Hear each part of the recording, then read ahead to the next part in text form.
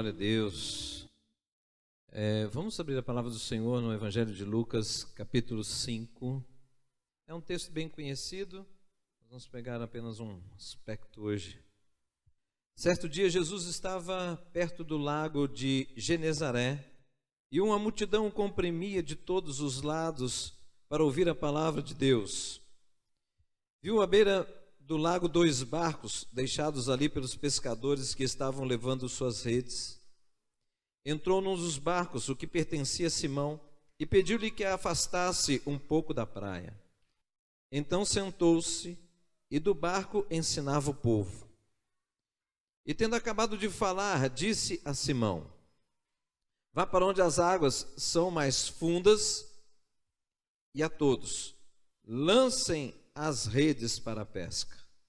Simão respondeu: mestre, esforçamo-nos a noite inteira e não pegamos nada. Mas porque és tu quem está dizendo isso, vou lançar as redes. Quando fizeram, pegaram tal quantidade de peixe que as redes começaram a rasgar-se. Então fizeram sinais a seus companheiros ao outro barco, para que viessem ajudá-los, e eles vieram e encheram ambos os barcos ao ponto de começarem a afundar. Quando Simão Pedro viu isso, prostrou-se aos pés de Jesus e disse: afasta-te de mim, Senhor, porque sou homem pecador. Amém? Glória a Deus. O texto para nós nessa noite é a questão das frustrações que a gente passa na vida. Aquilo que é pego quando a gente não espera, todas as atividades que nós fazemos, tudo que a gente se empenha, a gente espera colher resultado. É ou não é verdade? Naquilo que você se aplica, você espera resultado, né? Mesmo que a gente às vezes se aplique um pouquinho, a gente ainda tem uma expectativa grande, né? Que mesmo com um pouquinho de empenho, vem um grande resultado, né? Tem aqueles mais realistas que se conformam às vezes porque entenderam que não se empenharam muito, então não vai ser grande o resultado, mas sempre se espera resultado. Isso é uma realidade. Então esses homens eram pescadores, eram pessoas que tinham a prática da pesca, conhecimento da pesca, tinham equipamento próprio para aquilo. Eles estavam com um barco apropriado porque eram pescadores. E eu já comentei, mas eu gosto sempre de comentar isso, porque às vezes a gente faz esse tipo de colocação para Jesus, né? Aí chega Jesus, que não sei se eles conheciam bem Jesus, né? Na parte do ofício, mas Jesus, ele era carpinteiro. Ofício de Jesus, carpinteiro. Não sei se você sabe, mas naquela época, normalmente as profissões eram passadas de pai para filho. Então, o pai, como carpinteiro, José era carpinteiro, ensinou o ofício de carpintaria para Jesus. Jesus, carpinteiro, chega nos pescadores cansados, frustrados, e fala assim: ó, vai para a água mais profunda que vocês vão pescar. Eu fico imaginando aquilo que não foi falado, mas que foi pensado. Coisas que eu e você fazemos para Jesus, não falamos para ele, mas pensamos, do tipo: ué, você não está dando conta de resolver meu problema não? Por exemplo, a gente faz isso direto, né? Quantas pessoas aqui não têm a família salva e fica meio emburrado com Jesus, porque Jesus ainda não entrou no coração deles? Não é verdade? Ah, Senhor, esqueceu da minha família? Senhor, esqueceu da minha filha, do meu filho, do meu esposo? Jesus vem aqui, parece que ele está até se intrometendo: ó, fica aí, prega, tudo bem, pode usar meu barco, pode pregar, mas espera aí, você querer ensinar para mim como é que pesca? Isso é bom na palavra, eu sei que você veio do alto, mas pesca é comigo, né? E ele disse isso. Pedro hesitou, irmãos. Ele falou assim: Senhor, nós passamos a noite inteira empenhando nisso, e cá para nós, né, vou parafrasear, e cá para nós, Senhor, a gente manja desse negócio aqui, e não tem peixe. Jesus, não tem peixe, e agora que está tudo arrumadinho, você está dizendo para eu desperdiçar meu tempo? Essa é o que está lá por trás. Você está pedindo para eu desperdiçar o meu tempo? Eu já tentei. Nós fazemos isso com uma certa frequência. Deus chega e dá uma direção na sua palavra. Nós fizemos diferente. Nós fizemos a mesma coisa de uma forma diferente. Mas aí nós queremos justificar, não, isso aqui já foi feito, mas Deus vem assim, não, você vai fazer de novo, mas da maneira que eu estou dizendo. Não queremos fazer, a princípio não, né? Por quê? Porque eu já me frustrei na tentativa anterior, já tenho uma perspectiva negativa daquilo, e o Senhor está dizendo, faça de novo, mas da forma que eu te oriento. A gente hesita. Se essas pessoas, se Pedro tivesse falado assim, Senhor, olha, faz o seguinte, pega lá o formão, o enxó, naquela época tinha enxó, né? Pega formão. Mas aí o que aconteceu, irmãos? Olha aqui. Pedro hesitou, mas ele disse uma coisa fundamental para a vida dele e para todos aqueles que estavam ali, mas sobre a tua palavra. Sobre a tua palavra lançarei as redes. Ouça bem. Houve a queixa, a expressão de estou cansado, já tentei, mas houve o reconhecimento que aquela palavra não era uma sugestão, era uma direção. Deixa eu falar uma coisa para você. Toda a palavra de Deus não é uma sugestão para a tua vida, é uma direção de vida. É diferente, irmãos. Mas muitos de nós estamos lidando com as coisas de Deus como se Ele viesse para te dar uma sugestão. Olha, se você quiser, faça assim. Não, Ele não faz isso. Deus não dá sugestão, Ele dá direção. Ele não fala, talvez você possa fazer isso. Não, é só por aqui. Esta é a direção. E o que está acontecendo? O que está acontecendo é que nós ficamos tentando levar a nossa vida da nossa maneira, como Pedro estava fazendo, as experiências da vida, tal, tudo certo, você tem experiências, verdade, mas quando você se frustrar, você tem que lembrar que quem tomou a direção foi você, não foi Deus que te deu. Foi você.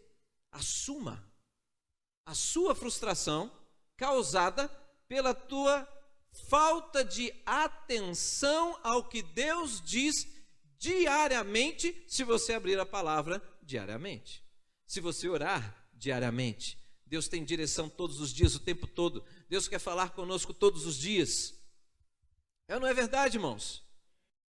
Mas é uma coisa tremenda. Olha aqui dentro está embutido coisas maravilhosas. Ele deu a direção, Pedro acreditou, Pedro se frustrou, foi envergonhado, tiraram sarro dele. Aí Pedro, você que é experiente, foi seguir a palavra de Jesus, que é um carpinteiro, não deu em nada. Lá vamos nós lavar as redes, arrumar as redes, tudo de novo.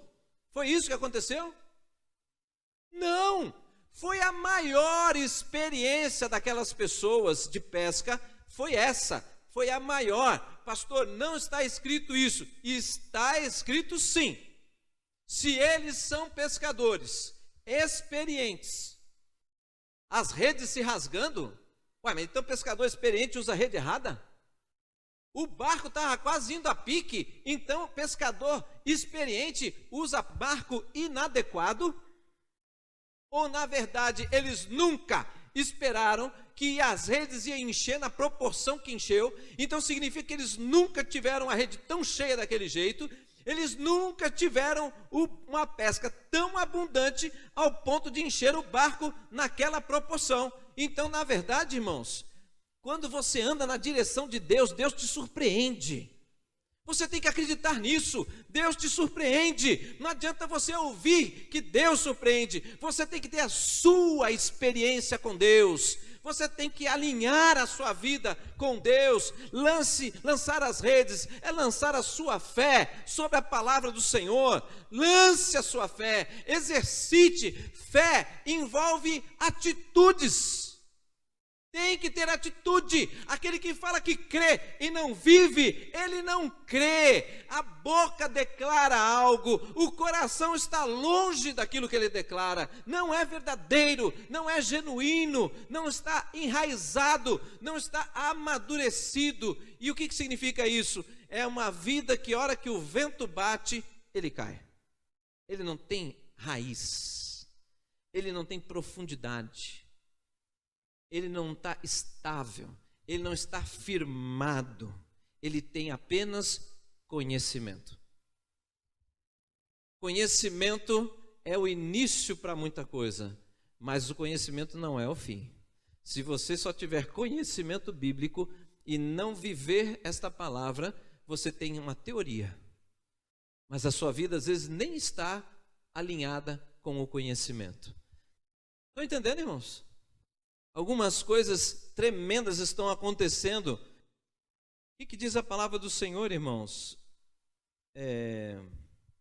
Ali no livro de Tiago, capítulo 2, abre lá. Tiago, capítulo 2, versículo 17. Assim também a fé, por si só, se não for acompanhada de obras, está morta. Sou eu que estou dizendo isso? Estão entendendo? Está na escritura, não está? A fé, ela só é amadurecida, aperfeiçoada, quando você se lança, para você ver aquilo acontecer, para você entender que existem confrontos, né, dentro de você, que vai mexer com você. Aí você tem que ir na palavra, você tem que buscar a direção. Aí vem a direção, você é confrontado com a realidade, e você se lança na palavra e não foge da realidade, se lança na palavra e dá os passos que Deus diz que deve dar. E aí, o que acontece? Aí você passa a crer mais em Deus do que nas circunstâncias. Estão entendendo? O que está acontecendo hoje, irmãos? É muito fácil a gente ser cristão sentado aí. Não é? Facinho. Isso a gente achando que é cristão, né? Por quê? Cristão significa que se identifica com... Se eu me identifico com Cristo, eu não posso me identificar só com o trono de Cristo. Porque sentou no trono por mérito. Não é isso? Por mérito. Lembra que Jesus falou? Quando aquela mulher, Senhor, então faz o seguinte, quando o Senhor estiver lá na glória, deixa um filho sentar na tua esquerda e outro sentar na direita. Lembra disso? Mulher, tu não sabes o que pede. Foi o que ele disse. A palavra do Senhor diz que haverá 24 anciãos diante do trono de Deus durante toda a eternidade. Durante significa sempre, né? Toda a eternidade. Ninguém vai pegar, é vaguinha, ali é numerada. Está numerada, você pode fazer o que você quiser, já está definido aquele lugar. Os 24 anciãos diante do trono de Deus, irmãos, não sou eu, tenho certeza que uma delas não é minha, mas ali são os mártires, pessoas que morreram por Cristo. Agora você já imaginou você passar a eternidade diante do trono de Deus? Não se diz o que vai acontecer, mas se a gente só vê Deus, como a palavra fala, de uma coisa bem distante, a gente só vê Deus, como Paulo disse, como quem olha num espelho. O espelho da época era um metal polido. Então, sem nitidez, sem clareza, o que a gente vive hoje, né? Alguns que vivem intimidade com Deus, já é uma coisa tão maravilhosa, tão gloriosa. Eu fico imaginando o que vai se sentir, né? As sensações que a gente vai ter, ou esses 24 anciãos diante do trono de Deus, que diz que dali vai emanar a luz para aquele lugar. Não haverá sol nem lua. Por quê? Porque o brilho daquele lugar vai ser a glória que sai do trono de Deus. Meu Deus, é assim, a mente nossa é dentro da dimensão do visível, do natural, né? A gente não consegue entender, mas a expressão de algo grandioso, glorioso, majestoso, lindo, poderoso. Tanto é que todos que lutaram por isso, eles olhavam e olham, na verdade, não para esta vida aqui, mas eles anseiam o que há de vir. Eles trabalham para o que há de vir. Pastor, por quê? A salvação não é por obras, verdade, mas está embutido na salvação um negócio chamado galardão. E é a paga do bom trabalho. Estão entendendo isso, irmãos? Agora entenda, Deus não precisa de trabalhador assim. Deus não precisa de você. Você sabia disso? Deus não precisa de mim nem de você. Agora, Deus nos chama a entrar na sua obra, por quê? Então, por que Ele está pedindo para eu trabalhar? Porque na obra, eu é quem ganho. Não é Ele. Sou eu que ganho. Eu vou ser trabalhado, aperfeiçoado na obra. Ouça o que eu estou te dizendo. O que nós estamos vendo hoje é uma igreja que, desculpe, irmãos, é isso que nós vemos, aí você corta aí de novo, irmão, né? Nós estamos vendo igrejas que se preocupam com o conforto do lugar. As atividades têm que ser festas. Você não vê igrejas saindo e gastando uma semana, por exemplo, diariamente, chegando mais tarde em casa, sai do trabalho, vai para a igreja, porque nós temos um trabalho no bairro, nós temos isso, aquilo, outro. Eu vivi isso. Passar um mês inteiro, todo dia, se dedicando ao bairro. Mas eu sei o que é um bairro que pode ser transformado pelo Evangelho, porque eu vi isso. Aqui a gente não vê nada. A gente não vê nada, irmãos. É isso que acontece, a gente não vê nada de bom acontecer no bairro. Por quê? Porque o poder do Evangelho acabou? Não, irmãos, é porque nós guardamos o Evangelho conosco. E não saímos aí. Não queremos sair do nosso conforto, não queremos entrar num desconforto, porque é um desconforto? Lógico que é. Você encarar problemas é um desconforto. Mas também quando você vê uma vida que sai das drogas, que sai da prostituição, que sai do crime, né? Que sai de uma vida toda, a família toda desconjuntada, e você vê aquelas pessoas começando a ter sorriso no rosto, começando a glorificar a Deus, começando a acreditar na vida, né? Um monte de coisa assim. Aí você entende o que é o pagamento de Deus. Não tem preço, não precisa me pagar nada, só olhar o semblante das pessoas, você fala assim, ganhei já. Estão entendendo, irmãos? Aquela pessoa vai morar no céu com você. Então, Pedro passou por várias experiências com Jesus. E você sabe que ele foi um mártir também, né? Sabe ou não? Pedro não morreu de morte morrida, não. Ele morreu de morte matada. A história da igreja diz que ele foi martirizado, né? Mas, poxa, por que será que ele chegou a esse ponto? Porque ele entendeu. Ele entendeu. Irmãos, nós estamos... É muito fácil nós olharmos para essas situações que nós estamos vendo e falar assim, puxa, graças a Deus estou no Brasil, né? Puxa, né? Ouça o que eu estou te falando. Não é uma ameaça, irmãos, eu não ameaço, né? Ouça o que eu estou te falando. A igreja brasileira, ela vai ser despertada. Infelizmente, vai ser pela dor. Vai ser pela dor. Infelizmente. Por quê? Porque os pregadores já falaram. Já teve décadas. As pregações falaram. E o tempo acabou. Então agora a igreja vai começar a viver algumas situações que vai quebrantar o seu coração. Vai correr para Deus. Por quê? Porque aí está doendo, né? Esse era o plano de Deus? De forma alguma.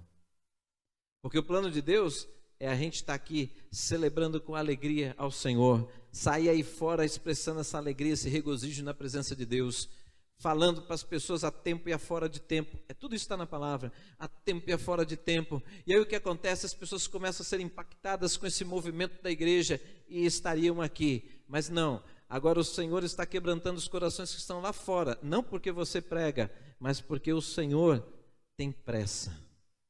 Ele está despertando os corações. Só que o sofrimento que as pessoas que estão vivendo lá fora, esse sofrimento também já está entrando na igreja. É as mesmas circunstâncias.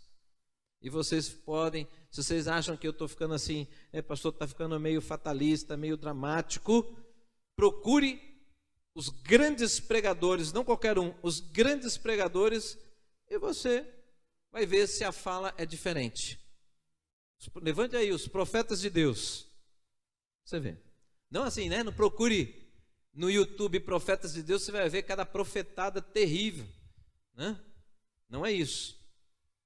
Então, irmãos, nós estamos no tempo, você e eu, igreja, você e eu, nós precisamos. Ei, quem que está dizendo? Não é homem. Quem está dizendo é Deus. Lance as suas redes. Faça. Eu estou dizendo que você vai colher, faça. Eu estou dizendo que você vai prosperar, faça. Mas eu já fiz, faça, é do meu jeito, não é do teu jeito, faça do meu jeito. Nós não estamos acreditando que Deus honra. Nós não estamos acreditando que Deus é íntegro. Nós estamos achando que Deus fala uma coisa e faz outra. As atitudes que nós estamos levando é como se Deus fosse falho ou mentiroso. Isso não é verdade, irmãos. Mostra que você crê nele. Ajusta a sua vida. Pega hoje. Eu ouvi esta palavra hoje. Amanhã começa a ajustar a tua vida, meu irmão. Ajusta. Porque você está esperando o problema chegar. Ouça bem, quando chegar, irmãos, o problema não é pequeno. Não vai ser pequeno. Vai ser grande, você vai chorar, vai agonizar. Para que isso? Se Deus disse que Ele quer colocar você debaixo das suas asas. Mas a quem é que descansa debaixo da sombra do Onipotente? Quem? Diz para mim, Salmo 91. Quem que descansa à sombra do Onipotente? Os que confiam. Quem confia não questiona, quem confia segue. Falou, vai. Por quê? Porque eu confio. Estão entendendo? Quem confia é que vai descansar à sombra do Onipotente, irmãos, não é quem vai na igreja, é quem confia. A igreja lança a palavra. Se você ouvir, guardar no seu coração e viver, aleluia, vai mudar a sua vida. Se você não fizer isso, não é? Pois então, irmãos, é isso aí. Vamos orar. Pai, em nome de Jesus, Tu és maravilhoso, Senhor. Que experiência que Pedro e os seus amigos tiveram, Senhor. Eles não imaginavam isso. Como muitos de nós não imaginamos a dimensão da graça do Senhor se manifestando sobre a nossa vida. Quantos de nós não percebemos a Tua graça, Senhor? Mas mesmo assim ela é real. Senhor, nós vemos coisas terríveis acontecer e sabemos que só o Senhor pode mudar, mas o Senhor confiou a nós, Deus. Nós precisamos nos envolver, nós precisamos nos lançar, nós precisamos aperfeiçoar o Teu amor, nós precisamos, Deus, vencer o medo, nós precisamos começar a desenvolver a coragem, nós precisamos desenvolver a ousadia, nós precisamos ter intrepidez. Isso só acontece, Deus, se nós entendermos o propósito da nossa vida, Senhor, sobre a terra. Estamos arrumando muitas desculpas, Pai. Estamos arrumando muitas fugas, mas as circunstâncias estão batendo a porta da nossa vida. Já está muito perto, Senhor. Muito perto.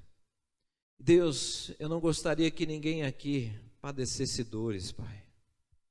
Eu não gostaria que ninguém aqui, Senhor, fosse confrontado pelas trevas e não tivesse a maturidade para vencer.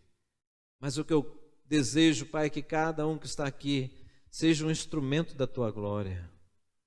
Que cada um aqui, Senhor, tenha cânticos e júbilo por ver, Senhor, que o poder que opera em cada um deles é poderoso para vencer circunstâncias, para desfazer malignidades, para estabelecer, Deus, o plano perfeito do Senhor, aonde eles estiverem, por onde eles passarem, as trevas serem dissipadas e a luz do Senhor se manifestar.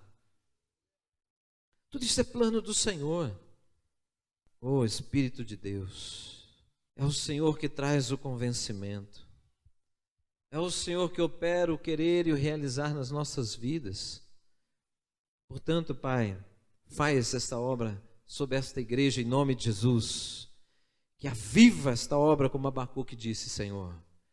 Faz cada um aqui um instrumento maravilhoso, faz cada um aqui ganhador de almas, faz cada um aqui, Senhor, um bom samaritano, em nome de Jesus. Senhor, que o Teu nome seja exaltado e que o inimigo da nossa alma seja envergonhado por cada um que está aqui, em nome de Jesus. Circunstâncias difíceis, circunstâncias, Deus, difíceis, de abatimento que pessoas estão vivendo aí fora, cada representante desta igreja possa ser, Senhor, uma palavra de esperança verdadeira, genuína, que cada um possa dizer: olha, me acompanhe, porque o Senhor que eu sigo te livrará e te abençoará. Que isso possa, Senhor, sair da nossa boca com ousadia, com confiança, com certeza. Como o Senhor é conosco, o Senhor será com aquele que se render ao Senhor. Que assim seja em nome de Jesus. Amém? Uma salva de palmas ao Senhor, irmão. Aleluia. Glória a Ti, Senhor. Aleluias. Aleluias.